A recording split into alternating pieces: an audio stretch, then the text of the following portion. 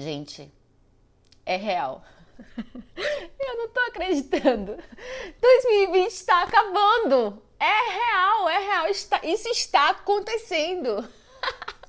E hoje eu vou fazer a retrospectiva do meu ano de leitura e vou selecionar também 10 destaques de livros do ano assim pra mim. Vamos fazer comigo?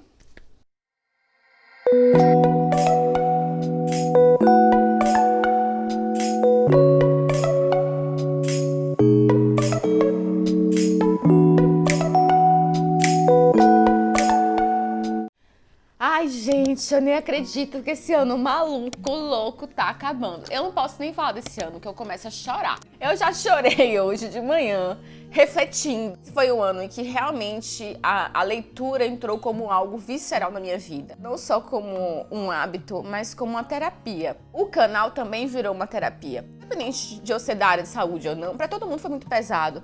Mas como profissional da área de saúde, não vou chorar. Foi um ano muito difícil pra gente. E que eu não vou chorar. Peraí.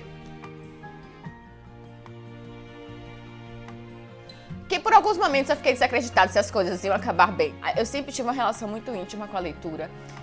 Mas nos últimos anos todos eu me dediquei à minha formação técnica. E eu tive que deixar de lado a leitura por prazer, por emoção, por gostar. Esse foi o ano que definitivamente a leitura entrou na minha vida e ficou. Se eu vinha lendo no máximo 8 livros por ano, esse ano, meu amor, arrasei. Eu fiz uma contabilidade aqui, eu tô gravando esse vídeo um dia antes da publicação, justamente porque eu queria deixar tudo fresco. É capaz de que até o dia 31 entre mais um livro nessa história, mas esse ano eu li 52 livros. O que te faz leitor não é o número, é ler. Mas a questão do número mostra pra mim como realmente eu internalizei isso como um hábito diário à minha vida. Necessário a mim. Eu não me vejo mais sem um livro. Dados epidemiológicos da minha leitura. Eu li 6 contos. Na verdade, não foram 6 contos.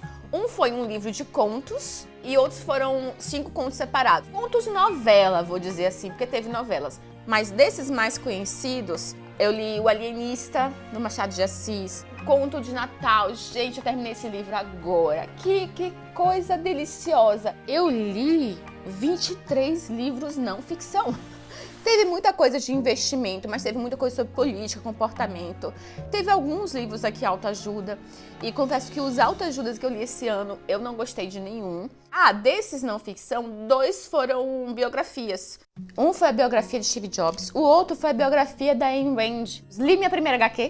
Foi o Benzimena, eu falei pra vocês, eu acho que nos livros lidos de novembro, vou deixar o card aqui. Entrei no mundo da fantasia, comecei a ler fantasia. Gente, eu não lia fantasia. Algumas gostei bastante, inclusive talvez esteja nos destaques, vou falar já. Outras nem tanto assim. 13 clássicos. Se fosse contar antes, eu só lia não ficção e clássico, não ficção, clássico. Mas eu consegui diversificar muito, como eu falei, li romance, li ficção científica, distopia, que é um dos meus favoritos. Li 6 calhamaços. Calhamaços são aqueles livros que tem mais de 500 páginas. Eu li 12 nacionais, acho que dá pra melhorar isso ano que vem, hein? Li 18 livros escritos por mulheres. Nossa, dá pra melhorar muito isso ano que vem, Jamile. Agora vamos falar sobre os destaques do ano. Os livros que eu coloquei aqui como destaques não necessariamente são aqueles que eu dei 5 estrelas favoritados, mas são livros que de alguma forma mexeram comigo, me passaram uma mensagem que por mais que não tenha sido agradável, foi uma mensagem importante. Não necessariamente esses livros são os livros 5 estrelas favoritados da minha vida.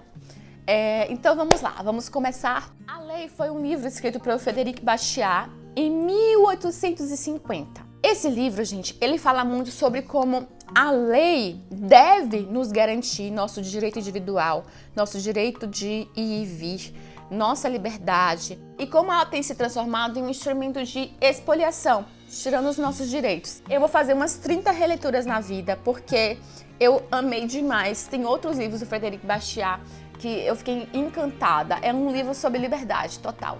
Eu fiquei encantada com o jeito dele. Eu não sei se foi a tradução que foi muito caprichosa, mas é um livro de 1850 com uma linguagem tão clara e fácil de entender. E foi uma época que eu não marcava o livro com post-it, eu riscava de lápis. O livro tá todinho riscado de lápis. E vai ter outros riscos porque eu vou continuar lendo ele por várias vezes. Então essa foi o 10º destaque. O nono destaque é um livro que eu fui atrasada do rolê. É O Extraordinário.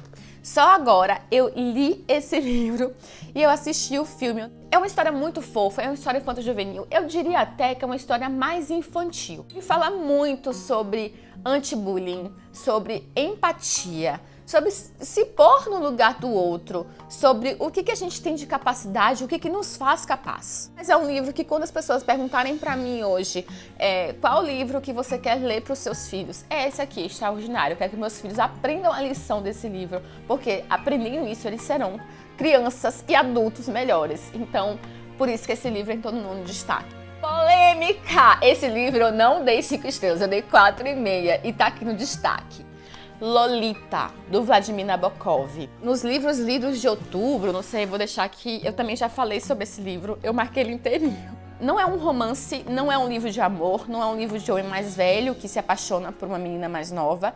É um livro sobre um pedófilo e que comete um crime. Abusos, estupro, assim, todas as coisas mais surreais que vocês podem imaginar. Um crime, eu tô sendo boazinha, ele comete vários crimes nesse livro. Foi um tema angustiante, foi um livro que me gerou ressaca literária e que eu li em mais de 2 meses, que eu tive que ler com calma, eu tinha que intercalar com outros livros, senão eu ia travar. Foi uma leitura desafiadora. Eu não sou mãe, mas eu imagino para quem é mãe de menina, ainda mais menina nova, como deve se sentir mal lendo esse livro. Nabokov, ele é brilhante, ele tem, como eu falei, a prosa floreada, que é o estilo que eu amo ler e que poucos autores sabem usar sem ser piegas, sem ser brega. Ele dá ação a uma descrição estática. É só lendo para você entender. E ele, sendo russo, escreveu esse livro em inglês. Ele não só tem o domínio perfeito da literatura, como ele conseguiu fazer isso em outra língua. Então, assim, não tinha como não colocar destaque nesse livro, pelo desafio que ele foi, pelo brilhantismo que ele mostrou do Nabokov. Vamos lá pro próximo. Agora vamos falar do polêmico Podre de Mimado. Eu gosto muito desse tema de o que é ser vítima, qual o papel da vítima, como, independente de qualquer coisa, a gente tem que ser responsável pelos nossos próprios atos. Dr. Theodore Dalrymple, na verdade o nome dele é Dr. Anthony Daniels, é um psiquiatra inglês super polêmico, uma figura conservadora e que tem alguns posicionamentos que geram vários debates, discussões. Obviamente eu não concordo 100% com o discurso dele. Estranho seria se a gente concordasse 100% com o que uma pessoa diz. Somos pessoas diferentes, vivemos em mundos diferentes. O início desse livro, para quem quer criar filhos, ele é muito importante. Ele fala muito sobre a educação das crianças inglesas e como ele está vendo essa educação sendo deteriorada. Então, tem várias informações muito importantes e que são mensagens valiosas e que eu vou levar para a minha vida. Eu riscava também de lápis, né? Mas eu não tô achando aqui, mas teve umas partes que eu risquei de caneta. Isso é um crime. Ai, meu Deus. Mas esse é um livro que vai ficar pra mim mesmo, que eu vou fazer várias releituras, então tá tudo bem. Eu vou me controlar. Desapega. Escrever no livro é normal, é você viver o livro. Não tinha como não ter clássicos nessa lista. Clássico é clássico porque eles transformaram gerações, eles serviram de exemplos, porque outras pessoas utilizaram a mensagem do clássico para fazer novas histórias. Então vamos falar de Frankenstein, da Mary Shelley. Eu falei um pouquinho sobre ela nos livros lidos de outubro e no especial de Halloween. Ela era casada com o Percy Shelley, que também era escritor. Essa menina teve uma vida muito sofrida, tá? Assim, mãe dela era Mary, esqueci o nome, vou colocar aqui embaixo, que era uma feminista expoente do proto-feminismo. Era uma família de anarquistas. Eu tenho muita curiosidade de entender como foi a relação com a mãe, porque me falaram que foi uma relação conturbada. Tem uma biografia recente que fala sobre as duas, acho que até da Dark Side. Eu não sei se eles vão entrar nesse ano, de como era a relação complicada delas. E ela sofreu muito, o marido dela morreu afogado jovem. Esse livro revela muito do que se passava na cabeça da Mary Shelley. E fala muito sobre solidão.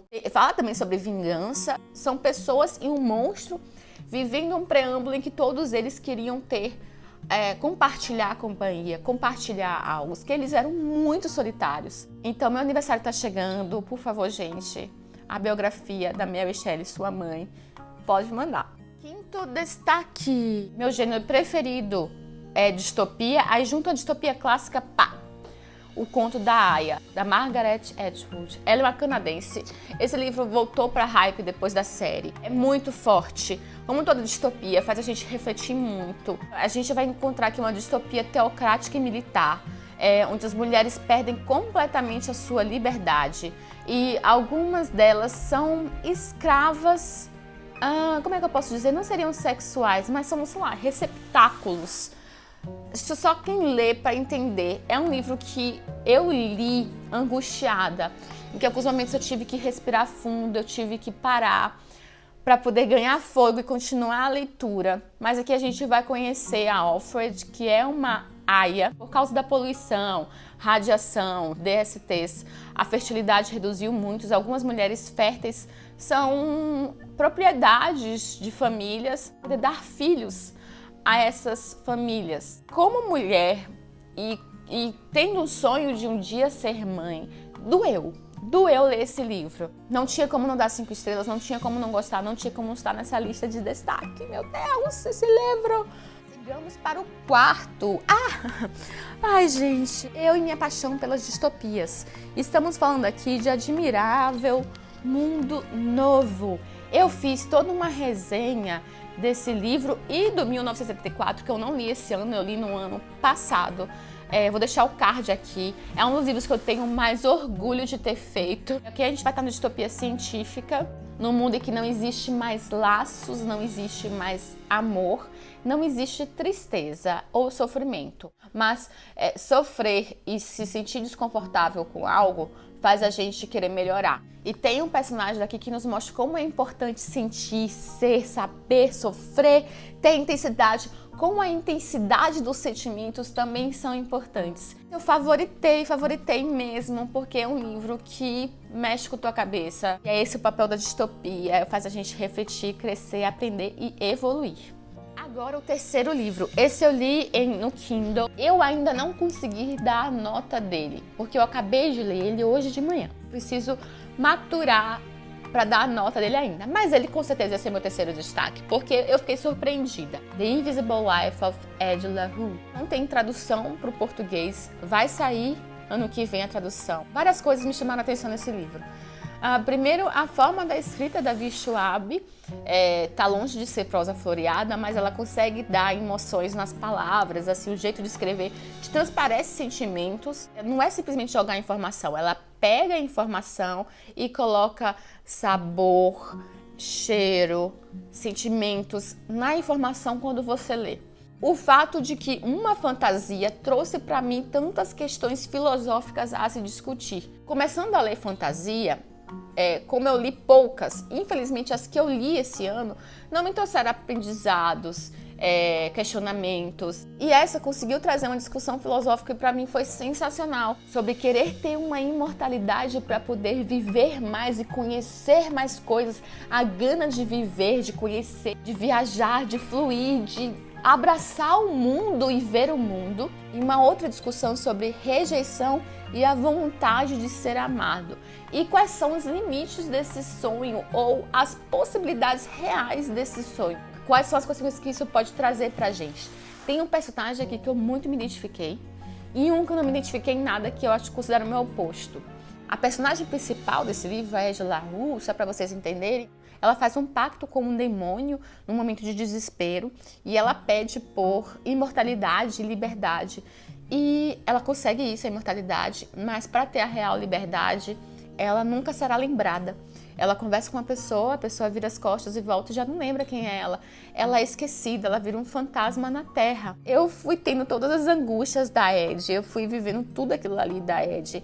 Eu fiz um vlog sobre esse livro, em que eu vou conversando com vocês tudo que eu fui sentindo ali durante a leitura. E o penúltimo destaque, o segundo lugar, vai para O Morro dos Ventos Uivantes. Mais um clássico, não é um livro de romance, também não é um livro de amor, é mais um livro sobre obsessão, vingança, os limites de tudo isso. Aqui a gente vai ter personagens detestáveis. Não tinha como eu não amar esse livro. Primeiro porque eu fiquei impressionada com a Anne Brontë, uma mulher super jovem e que infelizmente também morreu muito cedo, deixou essa única obra para nós. Como ela sabia falar sobre o pior lado do ser humano. humano, sabe? O que essa menina viveu para poder falar sobre o lado mais ruim do ser humano. Esse foi um livro que não me trouxe sentimentos bons, me trouxe sentimentos ruins, de raiva, insatisfação, angústia, questionamentos, mas foram sentimentos tão reais, tão verdadeiros, que vieram tanto de dentro de mim que eu não tinha como não amar, favoritar. Acho que virou um dos melhores livros da minha vida, assim, sem sombras de dúvidas. Então ele tá, assim, no meu segundo destaque. Agora vamos para o primeiro destaque. Esse livro entrou em primeiro destaque por ter saído da minha zona de conforto, ter me desafiado e por ser um estilo que eu sempre considerei que eu odiava, que eu não gostava de ler. E eu estou apaixonada pela escrita do Frank Herbert. Eu estou apaixonada por esse mundo que ele criou, pela complexidade da história que ele fez. Duna, do Frank Herbert. Gente, esse é um clássico da ficção científica. Foi o livro que o George Lucas se inspirou para fazer, sim, Star Wars, e que provavelmente todas as ficções científicas se inspiraram nele. A gente vai ter um mundo completo, novo, construído, com seu próprio código de religião, seu próprio código de política, com uma ecologia completamente nova. O Herbert, ele soube brilhantemente trazer física, química, biologia. É um livro extremamente completo. A discussão religiosa sobre fanatismo que também tem nesse livro é sensacional. Eu acabei já comprando os 4 livros da continuação, são 6 livros na verdade, mas já tem 5 publicados no Brasil. Eu comprei os outros 4. Vai ter filme agora em 2021 sobre esse livro, que vai ser metade desse livro, que é um calhamaço. Apesar de O Morro dos Ventos Vivantes eu ter favoritado como um dos favoritos da minha vida, e ele estava em primeiro até então, quando eu terminei esse livro, que foi ontem, eu fiquei surpreendida como ele me fez amar esse novo gênero. Pela complexidade desse livro, eu falei, não, esse livro vai ficar como primeiro destaque para mim, por tudo que ele representou, pelo desafio que foi, por ter me apresentado um mundo completamente novo. Bom, gente, era isso. 2020 trouxe muitos desafios para nós. Espero que 2021 a gente tenha um ano com mais saúde, mais leve, um ano em que a gente possa ter vacina e que a gente possa ter mais contato, mais abraço. Foi um ano que todo mundo acho que está sentindo um pouco de falta disso, né? De estar presente, de estar do lado, de estar junto. E é isso. Eu tenho certeza que 2021 vai nos surpreender positivamente. Eu realmente gosto de acreditar no lado otimista da coisa e que daqui a gente só vai melhorar.